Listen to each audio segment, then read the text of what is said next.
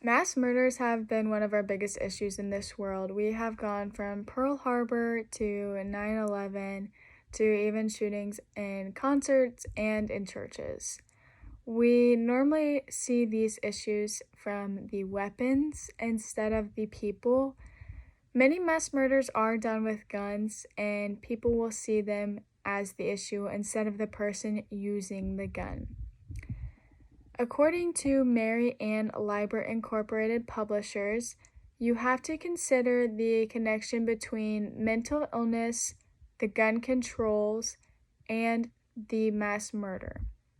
Many people just jump straight to the gun control issue instead of the mental issues that the perpetrator might have, or even the way the government thinks of the gun control in that state, or just in general.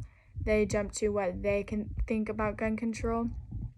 According to SpringerLink, a mass murder consists of a killing of 4 or more people, and this does not include the perpetrator.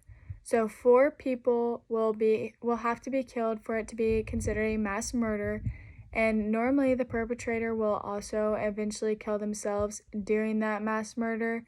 So there has to be 4 or 5 people to have the slightest number to be considered a mass murder. The researchers that consider these mass murders also have to consider why the perpetrator killed. According to Taylor and Francis online, 40.9% of the cases have information about the perpetrator. 10.8% of these cases are caused by mental illness. More than 10.8% of these cases are caused by a mental health issue that is caused by past trauma or just past issues that this person has had. Although it is not a mental illness, it is still a giant issue for this person, as a mental health issue is a big issue.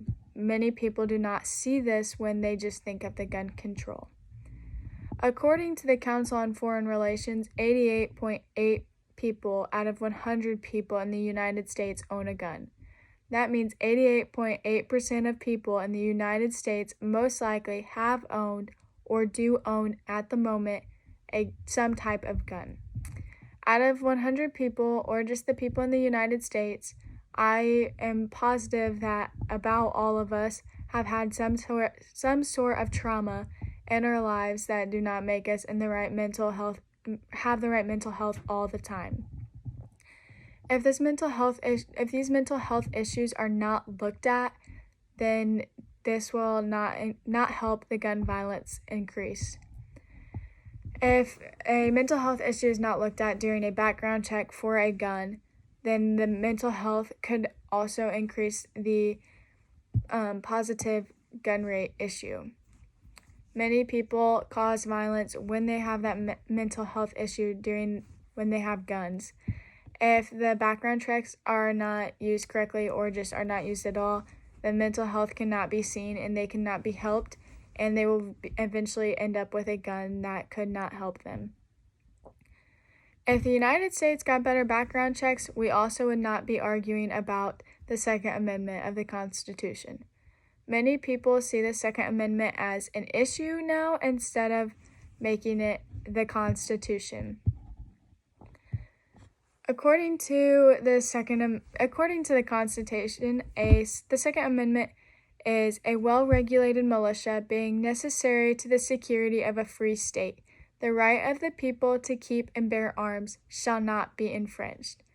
The Second Amendment is a big issue at the moment, and I believe that it should not be at all. I believe we should have the right to guns and be able to help those that cannot control themselves and help those with mental health issues.